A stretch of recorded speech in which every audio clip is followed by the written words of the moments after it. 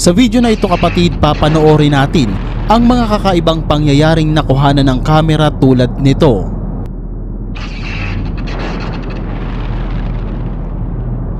Kuha ang video na ito sa isang lugar sa Mexico kung saan libo-libong mga ibon ang bigla na lamang bumagsak sa lupa.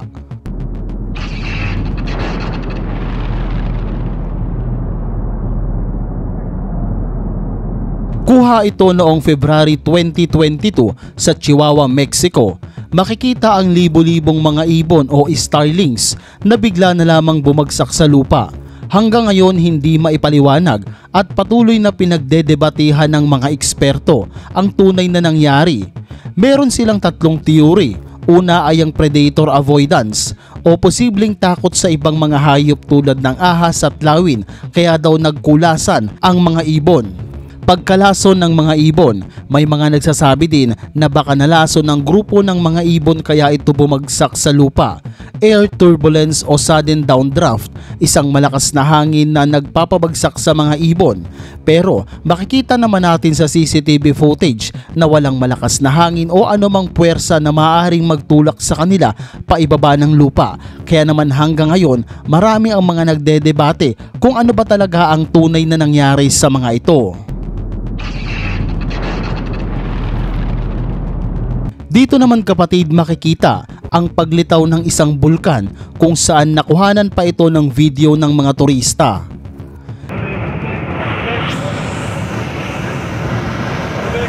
Makikita ang butas sa gitna ng bundok na naglabas ng putik o burak.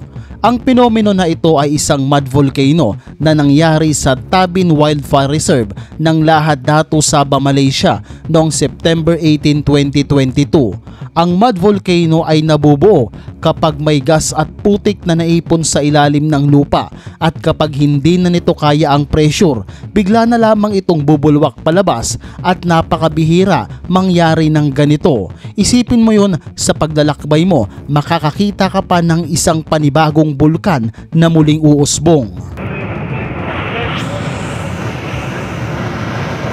Noong September 24, 2025 naman sa Bangkok, nakuhanan ng kamera ang isang nakakatakot na pangyayaring kinagulat ng lahat dahil ang isang kalsada sa Bangkok ay bigla na lamang gumuho.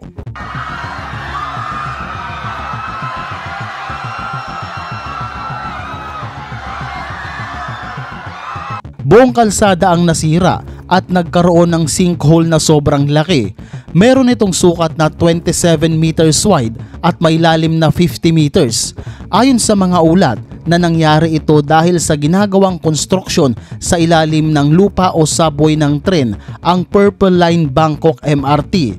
Dahil nga daw sa malambot ang lupa kaya bumigay ang kalsada at makikita na kamuntikan pang maisama ang ilang mga sasakyan dahil sa pagguho nito. Nakarinig ka na ba ng umuulan ng isda galing sa langit? Maniwala ka man o hindi kapatid, nangyayari talaga ang ganitong klaseng phenomenon ilang ulit na ngayong taon. Pero hindi sa Pilipinas kundi sa ibang mga bansa.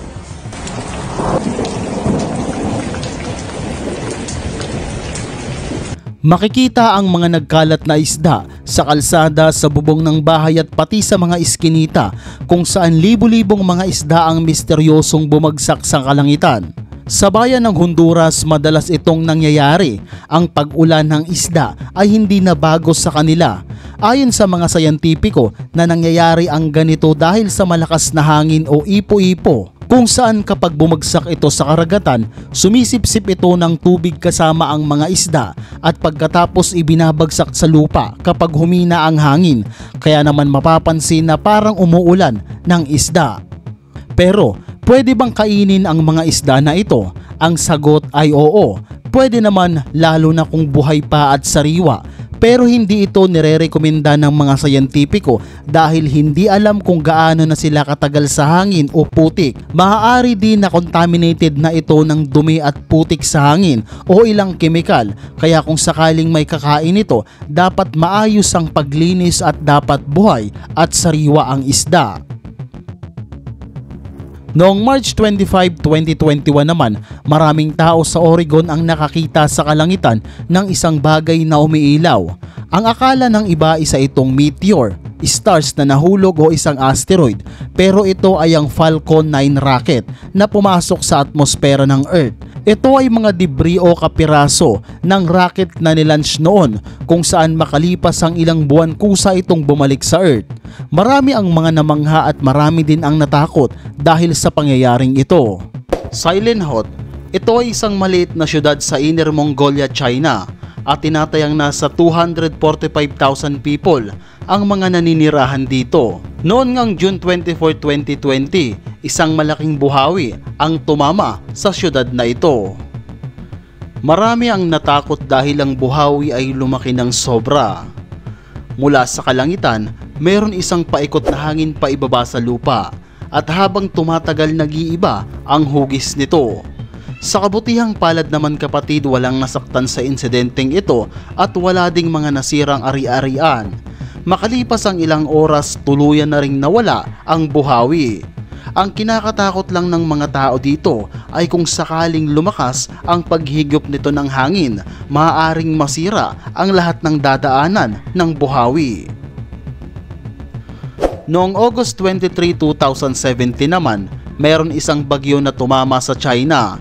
Isang napakalakas na bagyo. Sa sobrang lakas nga nito, marami ang mga istrukturang nasira, mga kabahayan na inanod ng baha, mga sasakyan na hindi na umaandar dahil nalubog sa tubig.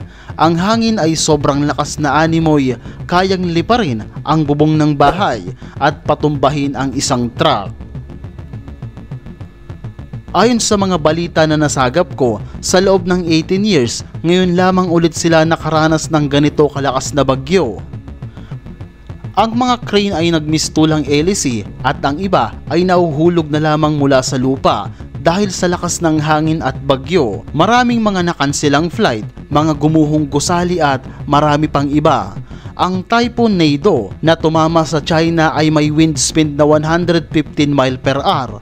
Kaya naman gano'n na lang kalakas ang hangin na tumama sa mainland China.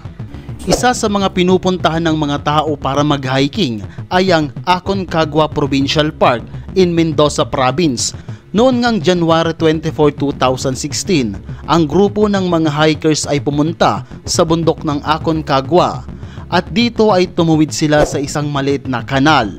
Habang sila ay tumatawid, nakarinig sila ng isang malakas na ingay.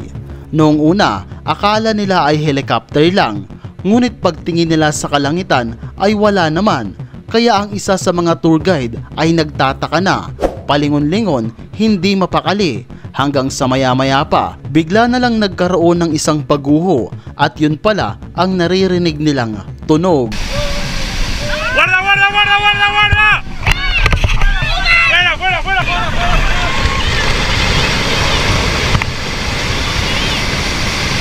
Nakikita nyo ba ang lalaki na ito, yung nakaputi? Kung sakaling binaliwala niya lang ang narinig niyang tunog, malamang lahat sila ay mapapahamak at ang ilan sa mga kasamahan nito ay maaaring mamatay. Laking pasasalamat nila sa lalaking ito na si Julian Inferalde, isang tour guide sa Aconcagua Provincial Park. Kung hindi dahil sa instinct niya, malamang mapapahamak sila. Ang inaakala niyang helicopter ay isang malaking paguho na pala.